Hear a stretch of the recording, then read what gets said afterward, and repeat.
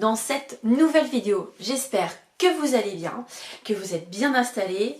Après ma vidéo donc consacrée au Quai du Polar, voilà, déjà je vous remercie infiniment pour toutes celles et ceux qui ont commenté, qui ont réagi voilà, à ce week-end. Voilà, j'espère vous avoir donné pas mal d'idées au niveau polar.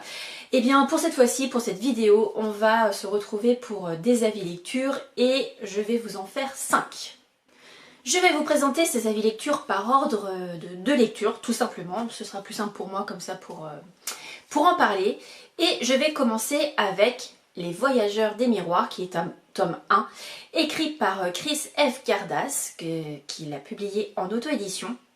Alors cette autrice, je l'avais déjà lue, mais plutôt côté polar. Je vous en ai parlé parce que j'ai lu sa trilogie avec le commissaire Elliot Stiff. Voilà, j'avais beaucoup aimé cette plume et je me suis dit pourquoi pas découvrir en fait une autre partie de l'univers de l'autrice et pourquoi pas la découvrir avec ce roman jeunesse. Alors ça m'a fait penser à plein de choses. J'ai eu un petit peu de nostalgie quand j'ai lu ce livre parce que ça m'a fait penser tout simplement au Club des 5. Enfin en tout cas moi c'est ce que j'ai lu quand j'étais petite en fait, pendant mon enfance. J'ai autant lu de la bibliothèque rose que de la bibliothèque verte. Et j'avais ça en tête, donc voilà, même si c'est complètement différent, mais ça m'a fait penser à ça. Et aussi un petit peu de Narnia, parce que, voilà, comme le dit l'intitulé de la série, c'est Les Voyageurs des Miroirs, forcément, il y a un petit peu de fantastique, voilà, pour se projeter avec ses yeux d'enfant. Donc en fait, ici, on va faire la connaissance de Rose et d'Andy, qui sont frères et sœurs, qui vont chez leur mamig, donc mamie, mais version bretonne, dans un manoir. Et en fait, il y a un endroit où ils ne peuvent pas aller, sauf que Rose, qui est l'aînée, décide en fait de chercher un petit peu ça, parce que forcément, quand c'est interdit, quand ça intrigue, on a juste qu'une envie, c'est d'y aller. Elle va tout faire en fait pour voir ce qu'il en est, et elle va découvrir certaines choses. Je vais pas vous en dire plus parce que déjà c'est un roman qui est court, c'est un roman jeunesse. Tout ce que je peux vous dire, c'est qu'on va parler de plusieurs thèmes qui sont importants. Bien sûr, on va parler de la fraternité, enfin surtout les relations frères et sœurs. On va parler de l'amour pour la famille, notamment pour leur mamie. On va parler de famille, de solidarité. Voilà, c'est très bien écrit. De temps en temps, je trouve que c'est bien justement de sortir un petit peu de sa zone de confort et de découvrir d'autres choses. Et étant donné que l'autrice, voilà, j'aimais beaucoup ses polars, je me suis dit que c'était aussi l'occasion de la découvrir. Et franchement, super.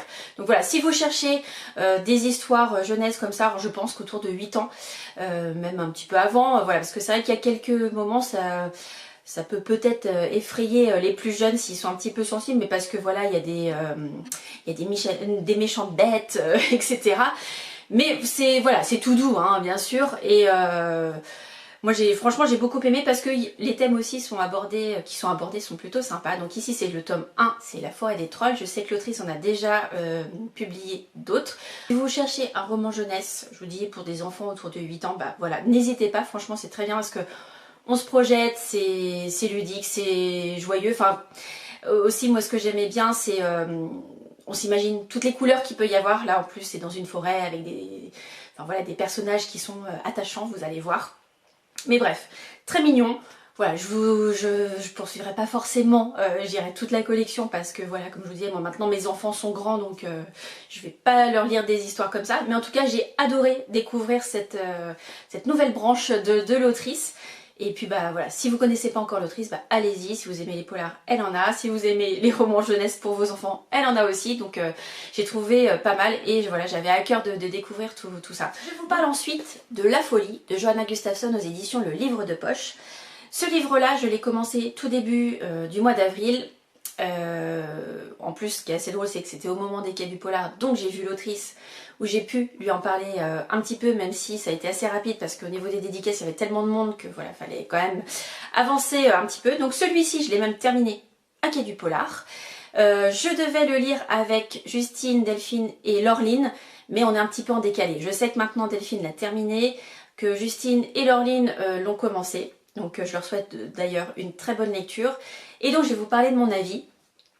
Ici, on va avoir 3 périodes différentes. On va commencer par le présent, aux côtés de Maxine qui travaille donc dans la police, qui est une femme seule avec un bébé. Donc vous voyez, elle a plein de choses gérées en tête. Et donc elle va être sur une enquête. Elle va retrouver en fait son ancienne institutrice qui va être, je dirais, couverte de sang, assise sur les marches de sa terrasse. Enfin voilà, en plus dans le froid parce qu'on est au Canada. On est dans les années 2000. Et donc elle comprend pas parce qu'elle connaît cette femme-là, enfin voilà, elle se remémore les moments où elle était institutrice, où elle était dans sa classe, et elle se demande pourquoi cette femme a fait ce qu'elle a fait, notamment elle a poignardé son mari. Alors forcément, comme c'est une enquête, est-ce que c'est vraiment elle?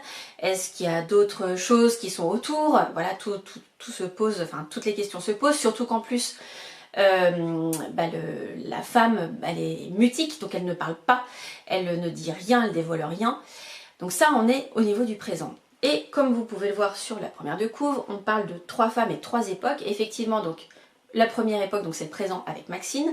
On va être aussi fin des années 1800, donc 1899 il me semble, avec Lucienne. Et on va être dans les années 45-46 je crois avec Lina. Donc on va avoir régulièrement des retours avec ces 3 femmes, avec leur vie, avec, comment dirais-je, les failles aussi, enfin les codes aussi de l'époque, par exemple avec Lucienne. Donc on est donc enfin voilà, 1899, juste avant les années 1900. Voilà, on est encore, je dirais, un peu à l'ancienne époque où la femme ne travaille pas, où elle doit faire des enfants, etc. Et donc, notamment, Lucienne, elle va avoir un drame dans sa vie, elle va essayer de se reconstruire, elle va faire appel à des personnes pour essayer d'élucider ce mystère, parce que en fait, elle a eu un incendie dans sa maison et il y a eu des conséquences dramatiques. Voilà, que je vous laisse découvrir. Et aussi on va donc, comme je vous disais, dans les années 1945 je crois, 45-46, avec Lina. Donc Lina, c'est une jeune femme qui, voilà, sa maman n'est pas très présente parce que voilà, elle travaille beaucoup pour subvenir à leurs besoins. Le papa n'est pas là. Et elle va en fait, elle est harcelée aussi. Voilà, il y a une fille de sa classe qui est vraiment pas sympa avec elle, et donc forcément elle se pose beaucoup de questions. À cet âge-là, une dizaine d'années, on est je crois 10 ou 12 ans qu'elle a. C'est difficile pour elle, et donc le soir, elle va au travail de sa maman et elle va faire la connaissance d'une mamie qui est dans cette maison de retraite. Et donc elle va apprendre plein de choses et puis finalement elle va se mettre à travailler, etc. Bref, 3 époques, 3 choses différentes. Vous allez voir que au départ, entre guillemets, tout va bien, mais vous allez voir que ça va s'obscurcir petit à petit avec ces 3 femmes et avec ces 3 époques.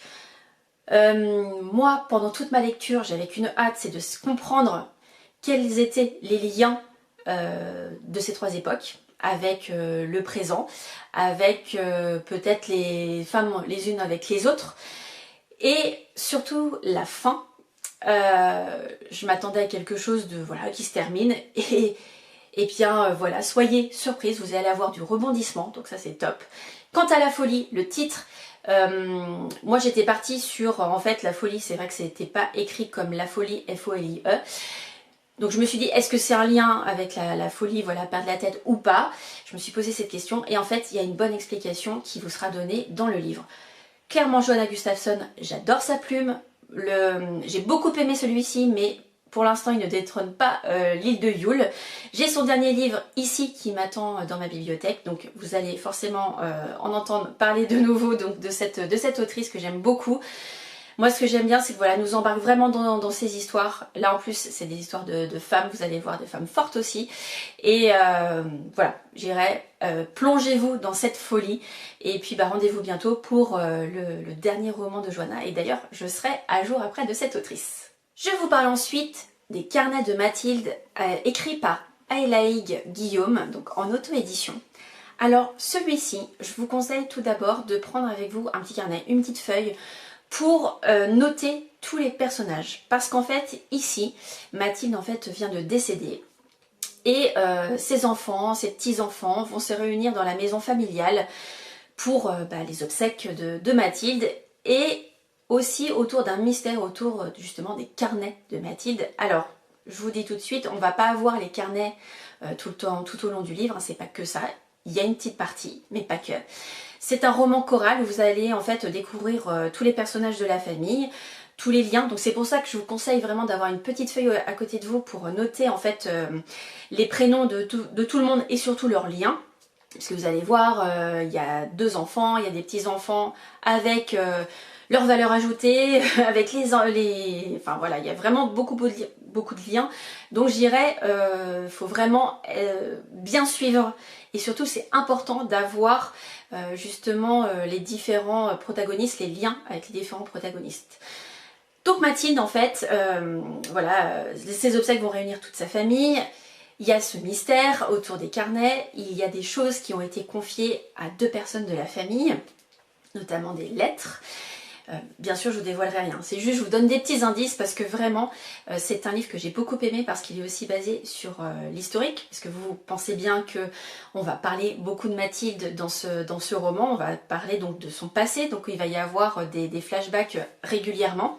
On va découvrir Mathilde donc quand elle était jeune, quand elle s'est mariée, et c'était au moment de la Seconde Guerre mondiale, donc il va y avoir aussi des liens avec l'histoire, ce qu'elle a pu vivre, voilà, tout ce qu'il y a eu pendant cette période.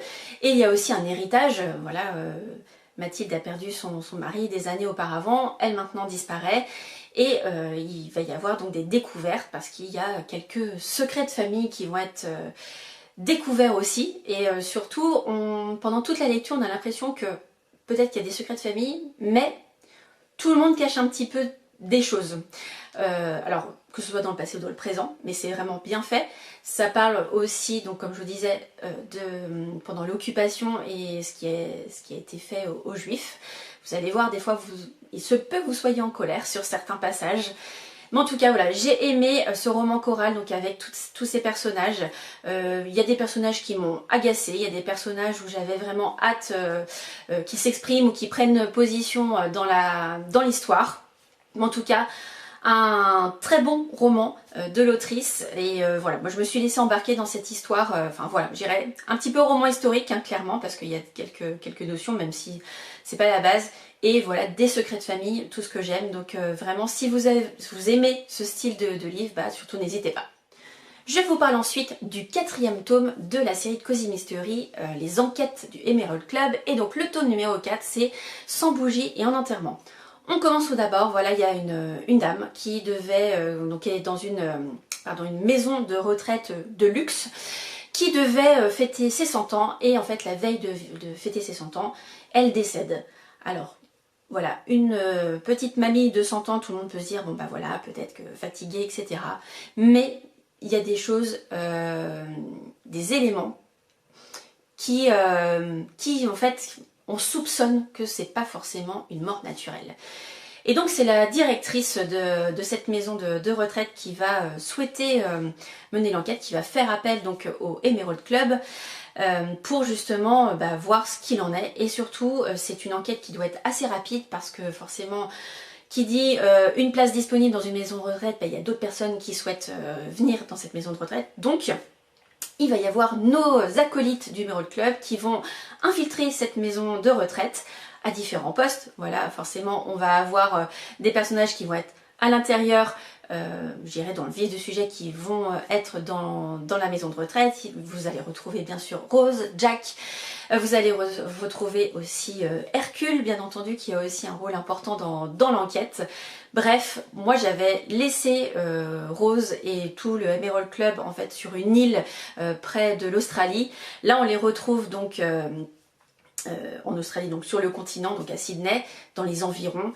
On a cette enquête, moi ce que j'aime à chaque fois parce que chaque personnage en fait a ses traits de caractère, son humour, et là on les retrouve encore une fois. Moi j'aime beaucoup suivre Rose parce que non seulement elle est perspicace, mais aussi elle a comment dire, un petit crush avec le commissaire, enfin l'inspecteur qui les aide régulièrement, mais on voit que c'est pas si facile. Et surtout dans tout ça, donc non seulement on suit les personnages qu'on a déjà rencontrés dans les 3 premiers tomes, et en plus il y a un fil rouge qui a commencé déjà, il me semble, depuis le tome 2, si c'est 2 ou 3, voilà, pour être sûr. Et donc forcément, on termine cette enquête, donc je dirais le tome 4, on a l'enquête, on a le dénouement, et on a ce fil rouge qui est pendant, donc ça veut dire que clairement on attend le tome numéro 5. Et d'ailleurs l'autrice est en train de l'écrire et elle s'est lancé un défi, je trouve ça vraiment très chouette. Elle se lance le défi d'écrire son premier jet du tome numéro 5 en 30 jours. Donc si vous voulez la suivre, donc c'est RC Queens. Elle a son compte sur Instagram et donc chaque jour elle fait un point dans ses stories pour dire donc sur je crois que c'est 50 000 mots de mémoire, elle fait le point justement à chaque fois combien elle est rendue, comment elle se sent ou comment elle pense, comment ça se passe, voilà.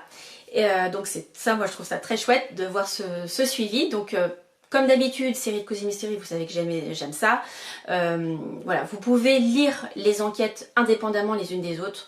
Mais vous savez, comme toute série qui se respecte, moi je vous conseille vraiment de commencer par le tome numéro 1 parce que vous allez voir les personnages évoluer. Là dans ce tome là aussi on a quelques petites informations qu'on n'avait pas au tout début sur Rose notamment. Donc moi j'aime beaucoup, voilà, c'est chouette, on suit les personnages. Et d'ailleurs, grâce à l'autrice que je tiens à remercier, merci encore une fois déjà pour l'envoi de ce roman, enfin de ce nouveau tome de Cozy. Quand je vais sortir ma chronique, je vais organiser un concours pour gagner ce tome numéro 4. Donc voilà.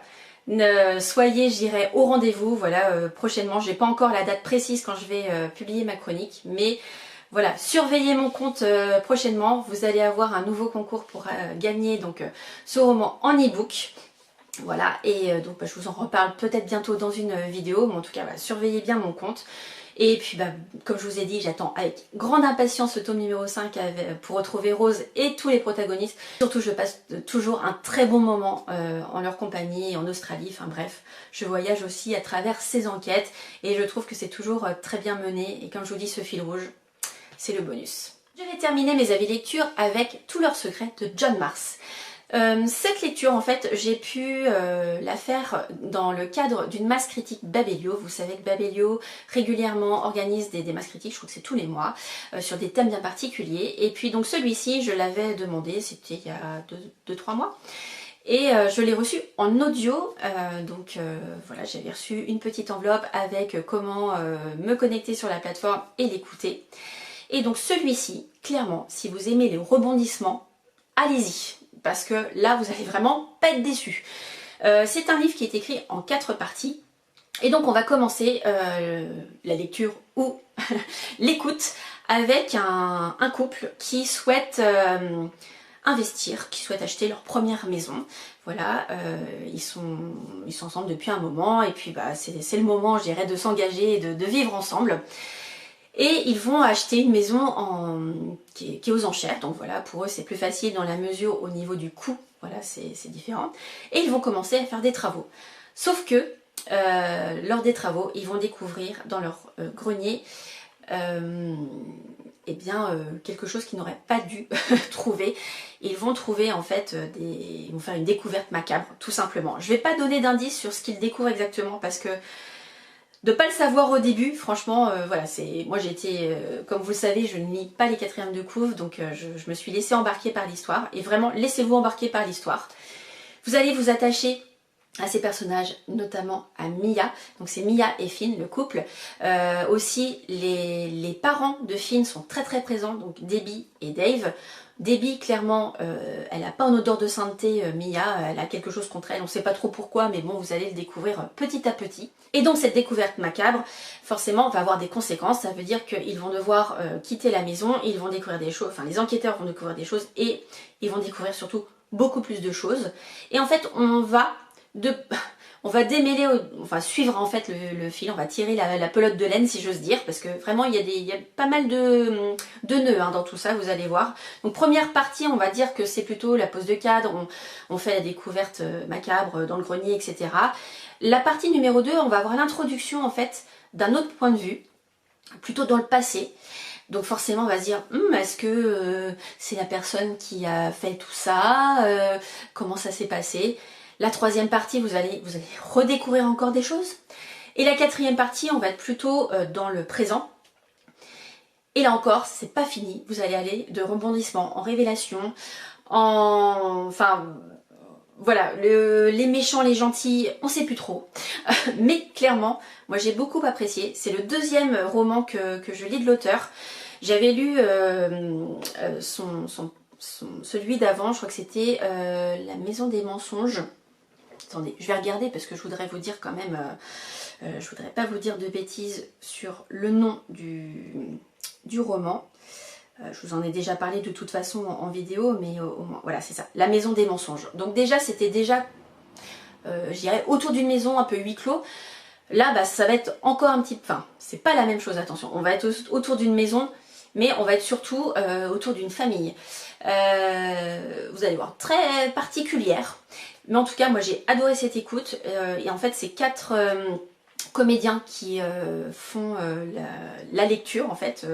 Et ce qui est bien, c'est comme on a c'est un roman choral, chaque chapitre, en fait, c'est la voix d'un des protagonistes. Donc on a souvent, effectivement, comme je vous disais, Mia, Finn, Dave et Debbie. Et surtout, c'est les liens entre eux, l'attachement des uns des autres, les suspicions, les doutes. Enfin, voilà, vraiment, comme je vous ai dit au tout début, vous aimez les rebondissements, les polars domestiques, enfin les thrillers domestiques, parce que c'est plus un polar, c'est un thriller domestique. Là, vous allez être clairement servi. Et moi, j'ai vraiment adoré. Bien écrit, très bien mené. Jusqu'au bout, il y a cette tension parce que vous vous dites, est-ce que les secrets sont terminés, pas terminés, est-ce qu'il y a encore des révélations qui vont être faites et tout ça. C'est vraiment super bien écrit. J'irai pas jusqu'au coup de cœur parce que je pense qu'il m'a manqué un petit quelque chose et il y avait des personnages qui était un petit peu énervant, mais c'était fait exprès, hein, c'était très bien, attention. Mais voilà, j'ai peut-être eu certaines longueurs sur certains points où j'aurais peut-être voulu que ça soit différent, mais on est vraiment pas loin du coup de cœur parce que c'est voilà, c'est vraiment ce thriller, il est du début à la fin. Voilà, vous allez avoir qu'une envie, c'est de le découvrir et continuer à le lire jusqu'à la fin parce que c'est vraiment haletant.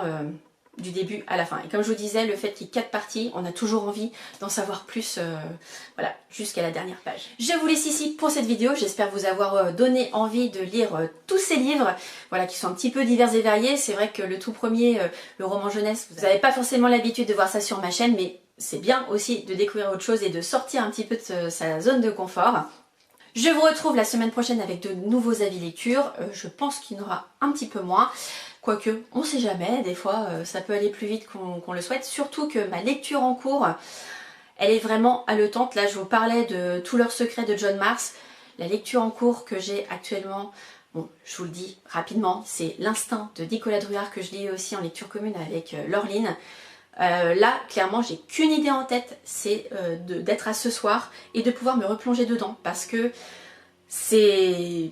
Waouh, bref. Je laisse le teaser ici, je vous en reparle la prochaine fois, promis.